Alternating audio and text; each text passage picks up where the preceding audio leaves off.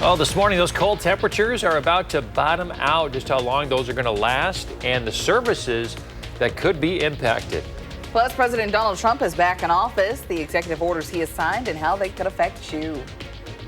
Well, good morning, everyone, and welcome to News 3 Now this morning on a Tuesday. I'm Kyrie Lee. I'm Chris Stanford. Savannah Burrito here with your first warn forecast. How's everybody feeling this morning? Not too good. Well and alive, baby. Well and alive. I wore a sweater dress and I'm still freezing this morning. Yeah, it's tough to escape. It's tough to escape when it gets this cold. It seeps in anywhere it can find a little crack. The good news is that those schools made that call to cancel today early. Yes. A lot of them coming in yesterday afternoon. Here's a live look at channel3000.com of our school closures page. We have over 100 districts, well over 100 districts who have canceled. We also have the list scrolling at the bottom of the screen. If you don't want to wait, just go right to the website and confirm that your school is off today. I'm really glad they did this because if you can avoid the outdoors, definitely do so. Serious, we're dealing with dangerously low wind chills. We have a cold, extreme cold warning in place now until noon, and your alert day conditions now through Wednesday morning. We're not going to see much an improvement at all. We're looking at wind chill values at the highest this afternoon, ranging between about -10 to -15. So very, very cold there. The good news is we're already going to be back into the 20s, lower to mid-20s by tomorrow afternoon, but it's still going to be a very cold start tonight into tomorrow morning. That's why we're talking about those alert day conditions continuing through tomorrow. I would say by 9 to 10 a.m. we'll finally start to be seeing some improvement, but today, too, nowhere near that average high of 27. Not even close. All right, Savannah, talk to you soon. City of Madison says the sub-zero temperatures today could lead to some further delays in trash and recycling pickup. Trash pickup for Monday customers is already delayed by a day due to the holiday yesterday. So if Monday or today are your normal trash and recycling pickup days, here's how you can prepare. Have your carts out by 6:30 this morning, so you just have just about 30 minutes to get them out there. City officials say if your trash is not picked up today, please leave out your carts because they will continue those routes tomorrow. While a lot of people choose to stay inside with the cold temperatures, there are those who have to get out there and work. That includes workers at a local moving company. We talked with Carlton Berg, who's worked with Big Dog Movers for the past year. But this is his first Wisconsin winter on the job. I'm a positive person, so I try to keep my mind positive. I'm really out here trying to get this job done and get out the weather. But other days like this, I just take it like I'm at the gym, working out, getting my cardio right. All right, okay. Winter, usually a slow time for businesses. The owner of Big Dog Movers says they're picking up packages no matter the weather. Stay on top of those alert day conditions by downloading the free First Warn weather app. Find it wherever you get yours. Time now, 6:02. Today marks President Donald Trump's first full day in office. Trump will attend a national prayer service at the Washington National Cathedral today. Also happening, Trump's pick for Secretary of Veterans Affairs, Doug Collins, will have his confirmation hearing. And for much of his campaign, President Trump promised day one of action. Here's a look at some of those executive orders he has signed. Nearly all cases related to the January 6th Capitol riot are over due to Trump's pardons and other actions. He's also trying to delay a TikTok ban. There's a limit, too, to the constitutional right to citizenship at birth. Trump removing the U.S. from the Paris Climate Agreement again. He's also removed the U.S. from the World Health Organization again. And he's declaring a national emergency at the southern border, effectively shutting down asylum seeking. I will declare a national emergency at our southern border. So it likely means that agencies that are dealing with immigration, that deal with border enforcement and the like, might be getting more resources.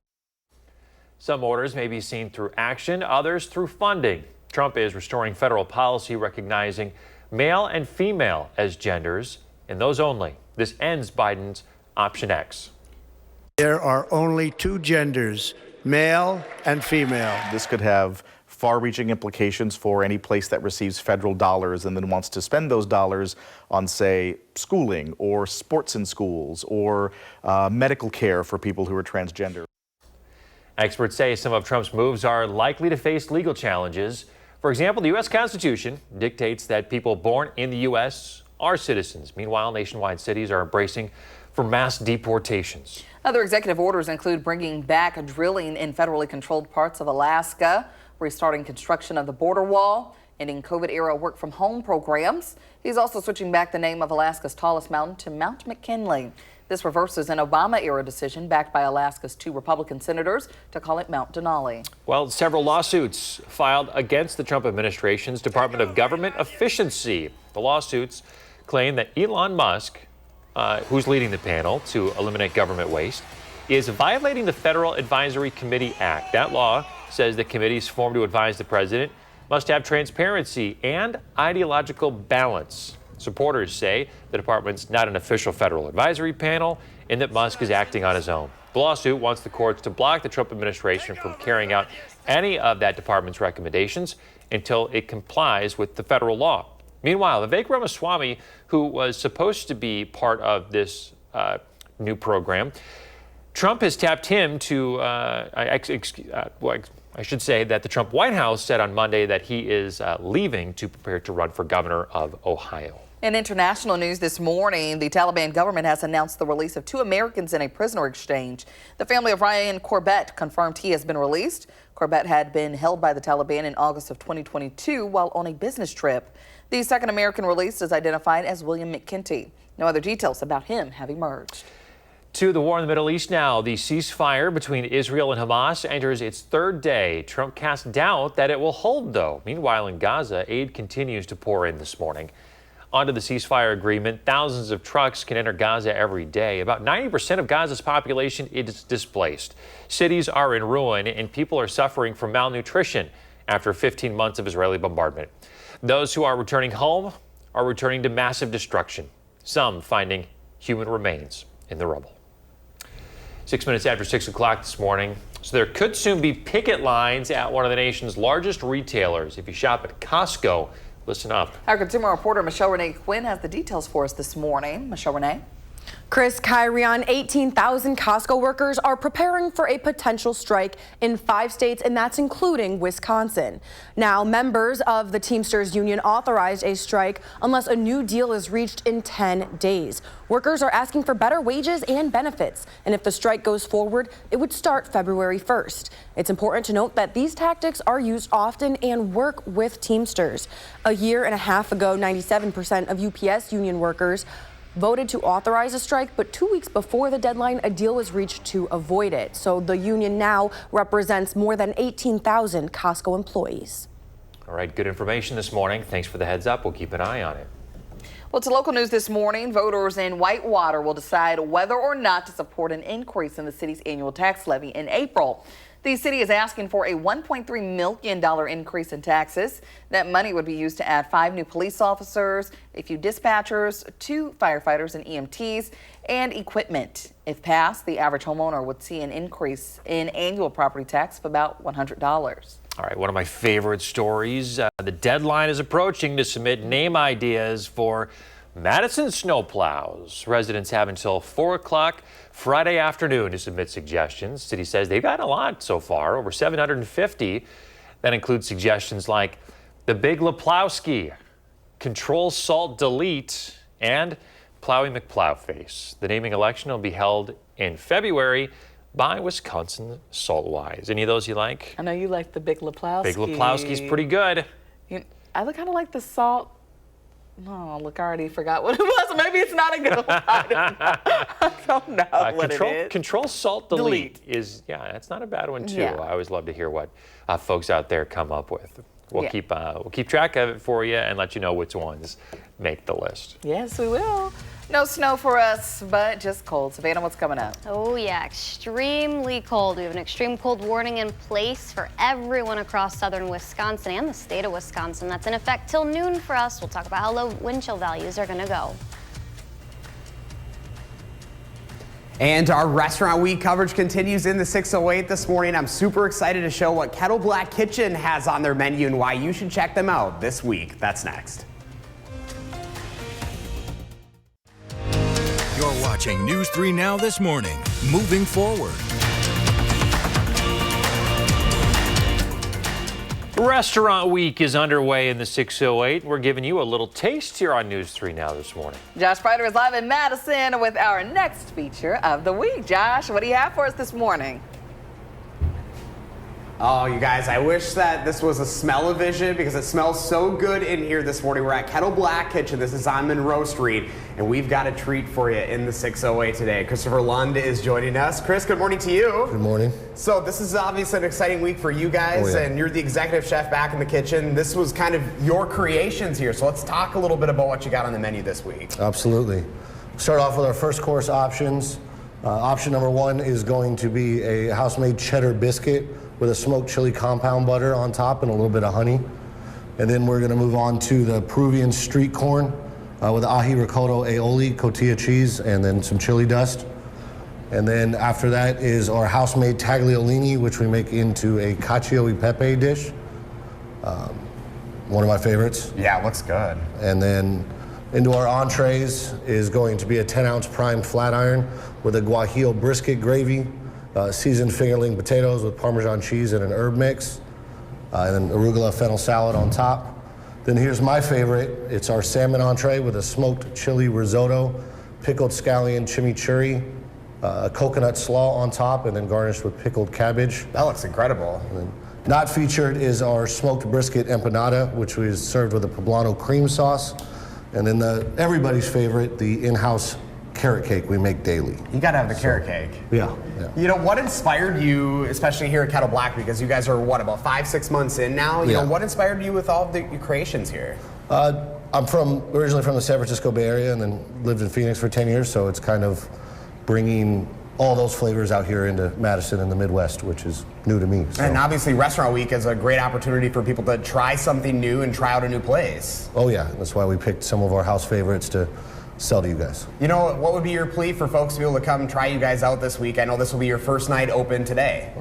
Just come see the creativity. We do a lot of unique stuff. So. Awesome. Well, thank you so much for your time this morning. I appreciate it. And yeah, it smells good, looks good. If you are curious about what's going on here at Kettle Black Kitchen, you want to see the menu for yourself, just go to the story up on channel3000.com. I don't know, guys. I was trying to figure out what I want to dig into first here. They all look good, from the pasta, the steak, even the salmon dish. I can see why Chris really likes that salmon dish. There's a little bit of something for everyone here.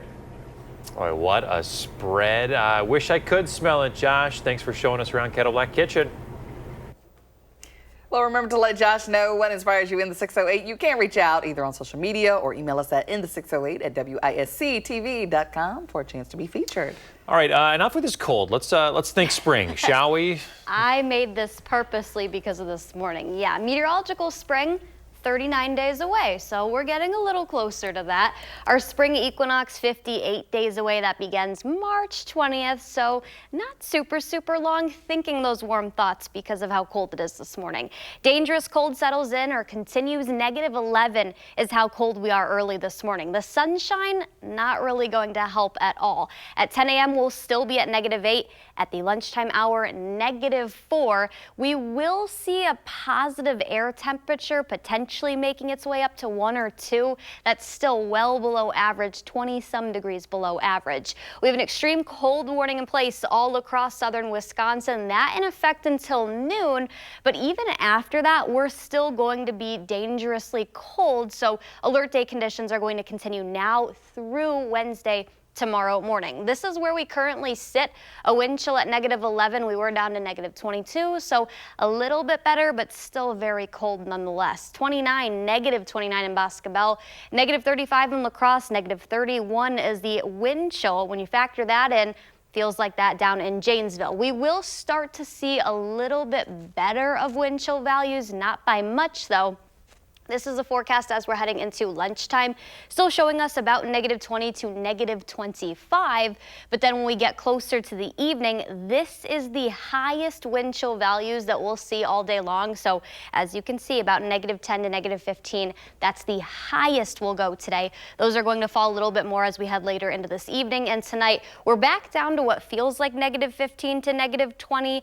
And then tomorrow, we're finally going to start to see positive wind chill values That's not until we get closer to the lunchtime hour. This is about late morning, early afternoon, showing 0 in Madison, and northwest of here, a few positive double digits. So there will be improvement on the way, but we will be dealing with some snow showers. That's late tonight into early tomorrow morning and afternoon. We're not talking about much of an accumulation, but because it's been so cold, I think we could see some slick spots out there. That's as we head later into the morning and afternoon tomorrow. And then sky conditions are going to clear up as we head later into Wednesday and early Thursday morning specifically. But bundle up if you absolutely have to be out. Try to avoid being out for several minutes at a time. 24 tomorrow, so there's already a little bit of a silver lining.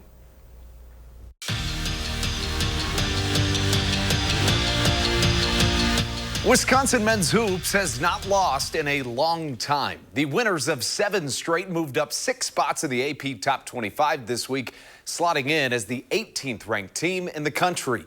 On Saturday, the Badgers beat USC by 15 on the road and did it behind a blast of John Blackwell buckets. The sophomore point guard scored 28 points, his 3rd time touching that number this season. And to Greg Gard, it's all about his maturity.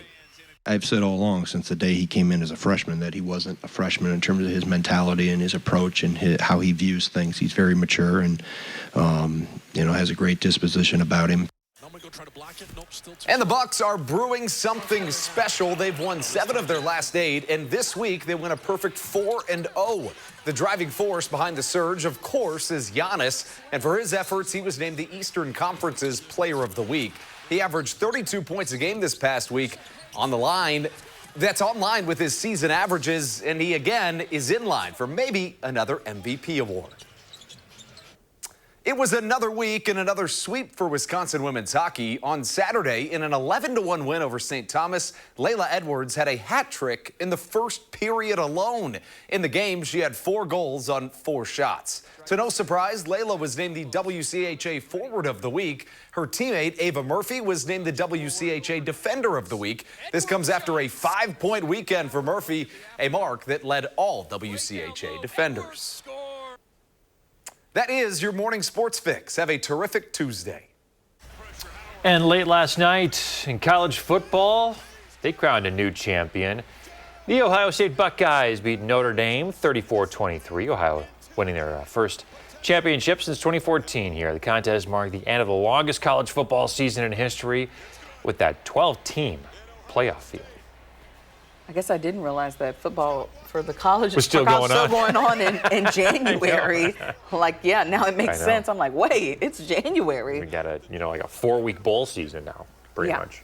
So just football after football, football. So here we go. All right, well, still ahead, how some of those Buckeye fans celebrated the national championship and a frozen river rescue caught on camera. We're back right after this. Welcome back. It's 6:23 on your Tuesday. This is a muskrat from Melissa. There you go. Sent this to me. Look at that little guy. Look at that little guy. He's so cute. Swim on. Hope he's staying warm today. Ice cubes on his back. Because Wherever that's he's what we're dealing with this morning. That's right. Keep sending in those photos. Hashtag My News 3 Morning. Melissa, thank you so much. Well, trending this morning, Ohio State is the new king of college football. And check out how fans in Columbus are celebrating the big win. They broke into Ohio Stadium. Local media reporting a few hundred fans made their way inside. No arrests reported. Ohio State topped Notre Dame 43-23 for the school's 9th national title. Oh, look at that. They've got the goalpost all fenced off, so they can't rip that thing down. But yeah, Ohio State, hate to see another Big Ten team, especially a Badger rival, win the big one and make it far. I mean, the season this year was just so long, Kyron. You had a good point. Yeah, from August to January. That's crazy. They must have been expecting them to fence off the goalpost. Police officers in the fence. So yeah, they were expecting them. How do they get away with that, though? I want to know. They'll just get to May when it's time to walk for graduation, and then oh yeah, that happened to people in my high school. Oh, all right. Hey, well, now to Vermont, where a customer waiting in line at Dunkin' spotted a dog struggling in an icy river. So take a look. There's the dog floating along there, and you'll see a man here standing on the side of the river, and you can tell he wants to help, but then whoop, he's in falls right in. Too. Might as well go get it. Kyrian, this is what you would do in this situation, right? There's no need for people to have to call rescue for the dog and myself, because that's exactly what would have happened. Is he at least wading in the water? Yeah, there you go. He can touch. Too, and we're He can short, touch. So. But then that again, guy I don't know looks how a lot taller than Kyrian. I'm gonna say I'm 5'2". How tall is he? I'd probably be neck deep in there. Yeah, probably not a good idea. But I'm glad that the dog was rescued. Everybody's okay. And he was reunited with the proper people. Good Samaritan. Absolutely. There you go. Well, guys, the silver lining, 20s. Those are Hey, back tomorrow. How about that? That sounded good. 31 on Saturday. Ooh, let's talk Bring about it this on. heat wave. Yeah, it's dangerously cold outside, though. No joke, 2 is the high. We'll talk about wind chills coming up.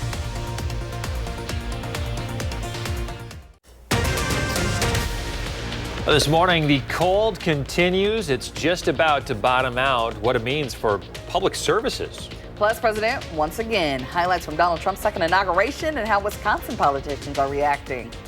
Hey, good morning, everybody. Thanks for tuning in on a Tuesday. It's Tuesday, right? Yeah, it's Tuesday. Tuesday. I'm Chris Stanford. And I'm Kyrie Unley. Thanks for waking up with us this morning.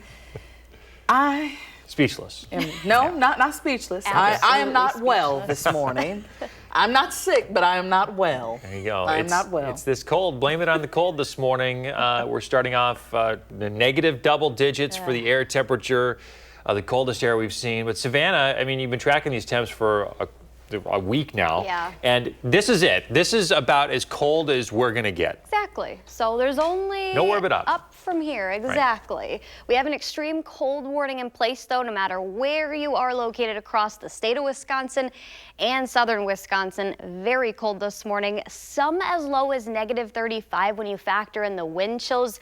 Because of those dangerous wind chills, yes, we do have an extreme cold warning in place until noon. But even after the lunchtime hour, we're still going to be tracking alert day conditions with dangerous cold continuing. That'll be the case now through tomorrow morning. That sunshine, it's not really going to help things at all. In fact, the temp at noon still down to -4. I think some of us could briefly reach a positive air temperature, but when you factor in the wind chills, we're looking at least as low as -10 to -15 all day long. The coldest now, of course, but if people can avoid the outdoors, definitely do so. All right. Thank you, Savannah.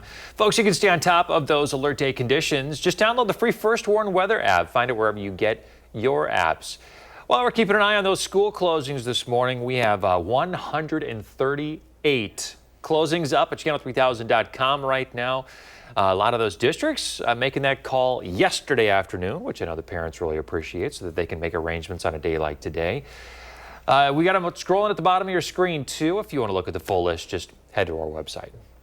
Well, just in at this hour, the city of Madison says it will delay trash and recycling pickup for some people because of the extreme cold today. So if today is trash and recycling pickup day for you, put out your bins, even if they don't get collected, because in that case, the city will get them tomorrow. And remember, if Mondays are when your trash is typically picked up, this also applies to you due to pickup being delayed for the MLK holiday. Meanwhile, warming centers in Middleton are open this week, offering a place for people to escape the cold. Here's a list. The police department lobby is the only one that's open 24 hours a day. City Hall, the library, and the fire department will open back up today. They were all closed yesterday for the holiday. This information is also up on our website. In Milwaukee, an elderly man is dead in a possible case of hypothermia. Home surveillance video showed the man walking outside at 2 in the morning on Sunday. On a different camera, he is seen lying on the ground struggling to move.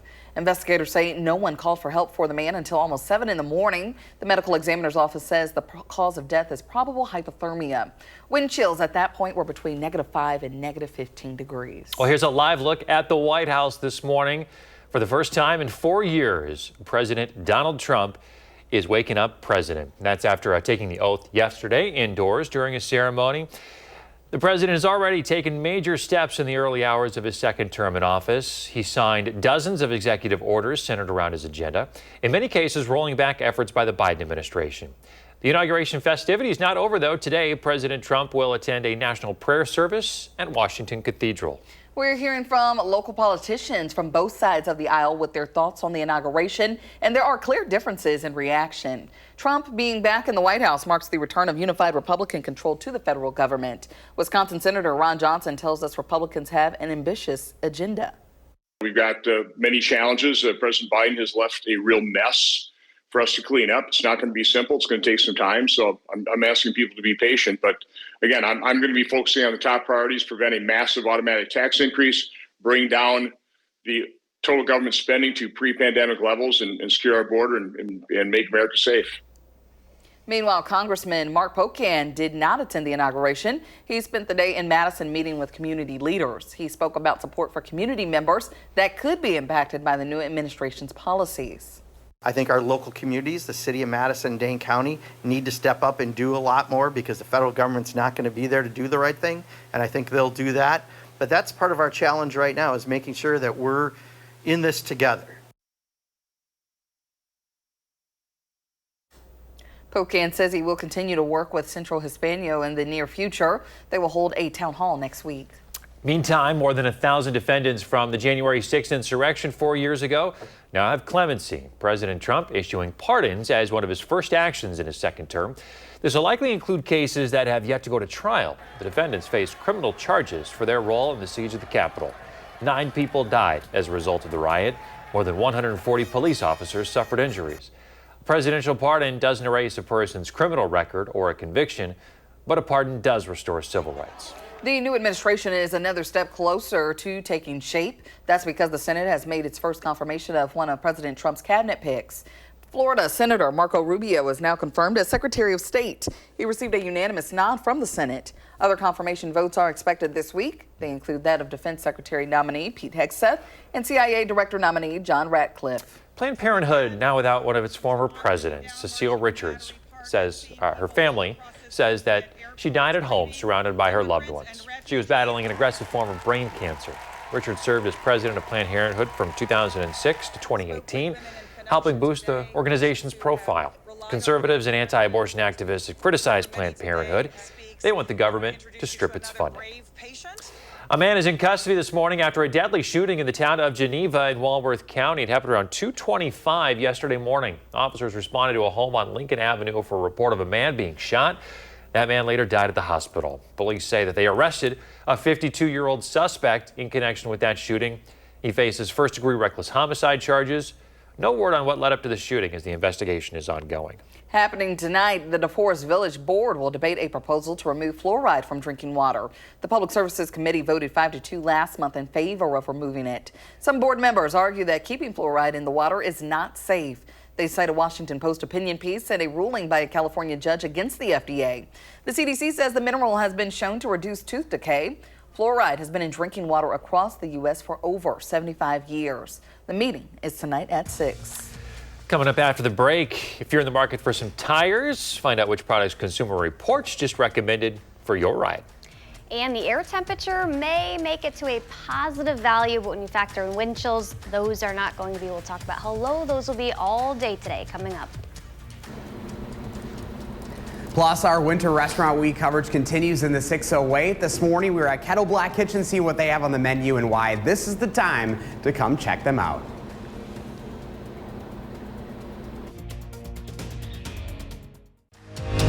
You're watching News 3 Now this morning. Moving forward. Welcome back. People in Southern California are bracing for the return of high winds. The conditions threaten to worsen the fire conditions, but with a slight reprieve, people living in the affected areas are taking stock of what's left. Officials allowed people to visit their homes, but they could not move back in. In addition, people had to rely on police escort to get back home, and they had to show proof that they lived in the affected area. What many evacuees saw of their homes after the fire left them emotional. I'm choking up every time I start talking about them because they've come here and, they risk their lives. That's their job. And it's just amazing what they've done. Well, just seeing my friends talk about how they lost their homes, it's just been not the greatest thing to see, and it just kind of breaks my heart. The Palisades fire broke out 2 weeks ago. It has forced over 100,000 people to evacuate. Well, some may not think about the tires on their car very often, but choosing the right set is important for safety. Yeah, a lot to consider when making this big purchase. So our consumer reporter, Michelle Renee Quinn, is here with some help this morning. She has the list of best tires from Consumer Reports to help you choose the best for your vehicle. Hey there. Chris, Kyrion, good morning. Now, you don't want to wait until you get a flat tire or have an accident to make sure you have good tires. Consumer Reports tests hundreds of tires every year in all types of conditions to find which perform the best. They look at how performance varies by braking, handling, ride noise, and even fuel economy. The organization says for cars and small SUVs, the Michelin Defender 2 gets the highest overall score. The tire received high marks for braking, hydroplaning resistance, noise, and it has a tread life of 100,000 miles. Those are the things that should mean something to you because they could prevent you from getting in an accident. The tires, I would argue, is one of the most important parts of the vehicle system. So making sure that they are in tip-top shape is radically important. 2 other Michelins received the highest ratings for mid-sized SUVs and sports cars. And when it comes to trucks, the Continental Terrain Contact HT takes the top spot. Now, when it comes to snow, the Nokian Hoka Paletta tops CR's charts for snow traction and ice braking, but rates average for dry braking, resistance to hydroplaning, and ride comfort. A big decision here. They're so expensive. Like, you want to make sure you're making the right choice because there are so many options out there, and you got to balance, tread life and their traction control and the cost and all that. So this information really helps Michelle Renee. Thank you. Absolutely. All right, let's get back to those school closures this morning. 130 some districts calling it a day today. Because of those cold temperatures. You can find that list scrolling at the bottom of your screen, or you can always go to channel3000.com to see the full list. Understandably so, because it's like just too cold to do anything out there, Savannah. Yeah, it hurts when you walk outside, very much so. We have an extreme cold warning in place everywhere across southern Wisconsin. That's in effect now until noon, the lunchtime hour. And even at noon, forecast is still down to -4. That's the air temperature. But when you factor in those wind chills this morning, we're off to a pretty rough start, and we're not going to see an improvement at all today. That's why we're keeping those alert day conditions in place now through tomorrow morning. Our wind chill values early this morning are as low as -35 across some of the area.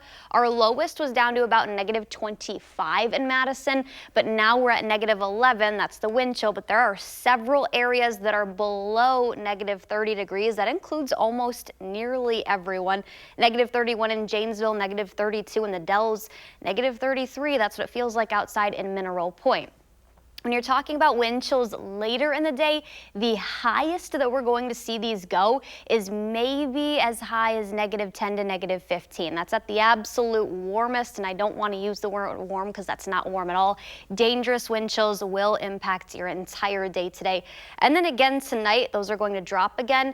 Tonight into early tomorrow morning, we are going to start to see some snow showers track in from the northwest. I think isolated to scattered at best. We're not going to see a huge accumulation by any means, maybe a trace amount, but enough to make the roads slick in some areas because it's been so cold for quite some time. So we'll be dealing with that tomorrow morning and then into the afternoon. By the evening, I still think we'll be dealing with scattered snow showers overnight. This is now into early Thursday morning. We're going to finally start to see those sky conditions clear up. How about down south, though? This is our current radar loop over the last 3 hours. Houston areas all spreading east of there are seeing heavy snow falling right now. I think Texas, areas like Dallas and Houston have a better chance of seeing higher snowfall accumulations for the month of January than us here in Madison, Wisconsin. This red color is a blizzard warning that's east of Houston all the way into southern Louisiana, the New Orleans area. Crazy to see those winter type of alerts there. We have seen a winter storm warning here in Madison, Wisconsin, but we've really only had that one snowstorm and we didn't get a lot. We had like 6 inches of snow, so we're dealing with a snowfall deficit, drought conditions. There's really little snowfall going forward. I mean, we have those chances tonight into tomorrow and then maybe over the weekend, but it's not by any means going to make up for the deficit that we're currently dealing with. Did you say that Houston was going to get more snow for this the month month of January than we're going to see? Yep, you heard that right. That's the case for a lot of southern states, it seems like now. They're seeing a lot more snow than we have seen. Down is up. What's up is down. Yeah. Oh, my gosh. Interesting stuff here. All right. Thanks, Savannah. You're welcome. Hey, folks, it's Restaurant Week in the 608. So we're giving you a little taste here on News 3 Now this morning. Josh Spider is live in Madison with our next feature of the week. Josh, what you got cooking? Hey, good morning, guys. We have a wonderful feature in the 608. We're at Kettle Black Kitchen. This is on Monroe Street. Just take a look at some of the menu items that is on this specific Restaurant Week menu. They've been busy crafting this menu. Of course, you've got all the drink pairings as well. Sarah Anderson is joining us bright and early. Sarah, good morning to you. Good morning. So this is a pretty new venture for you guys. You opened up in August. How are things going so far? It's going well. Yeah, I mean, we're learning as we go. And so we've been, beginning of the year is a little struggle, but other than that, it's been going well. And that's why this is such an important time for restaurants and Restaurant Week in general, because you're trying to get people in the door. For sure. And we want you just to get a taste and make you want to come back for some more. So what inspired you in Kettle Black Kitchen here? Obviously, this is a unique space. What was really your vision? Well, we wanted to be a unique restaurant, and we wanted to bring some of the Southwest to Madison, so get some little bit more Latin dishes, a little bit more heat, bring a little bit of flavor here. And what also makes this special for you is this is a family operation. You and your son-in-law operate this, so I mean that's got to be a very, very special venture for you. For sure, yeah. I mean, we never thought we would spend this much time together, but now we do. And it's great. I mean, we bounce ideas off each other. He's been an executive chef for years, and I've had a couple businesses, so running a business together is working out pretty well. So you guys are continuing to grow. You're adding more things to the menu. I know you also are going to be adding brunch here coming up next month. So that's going to be pretty exciting to see that really the options are endless for you. For sure, yeah. I mean, and we just keep plugging away, trying to make everything different and unique. I love that. So Restaurant Week specifically, why is now the time for people to come and check out your restaurant?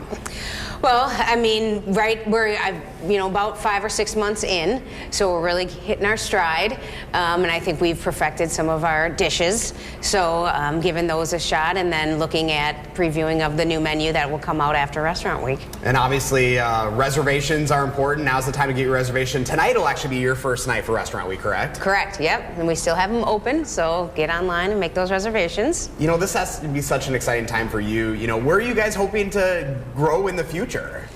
Yeah, well, my son-in-law has lots of dreams, so he would love to have his own, restaurant, maybe 1 or 2, and, have different locations throughout the city, maybe even in another city. I love that. That's what's so great about this industry is you never know, right? You never know what is possible, and obviously with this menu for Restaurant Week, this is pretty special. For sure. Well, Sarah, thank you so much for your time this morning. Yes. We appreciate it. Congratulations on your you. new business with your son-in-law. That's so special. If you'd like to learn more about Kettle Black Kitchen and what they've got going on for Restaurant Week or just 365 days a year, just go to the story up on channel3000.com, guys. All right. We've gone there. We did a date night a couple of months ago there, and nice and cozy little atmosphere. It treats you real nice. It's a nice little addition to Monroe Street. All right, Josh Brighter, thanks for showing us what they have to offer and getting us the story behind the people that bring you the food. Well, remember to let Josh know what inspires you in the 608. You can reach out either on social media or email us at inthe608@WISC-TV.com for a chance to be featured. Well, coming up in the morning sprint, some new findings on the risks of weight loss drugs. And we have a birthday today. Look who's turning 3. Happy birthday to Isla. Enjoy your day.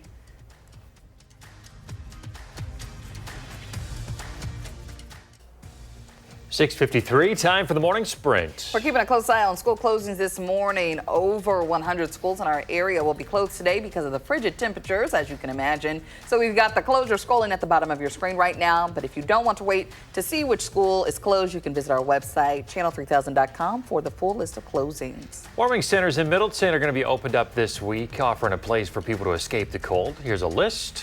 Police Department lobby is the only place that's open 24 hours a day.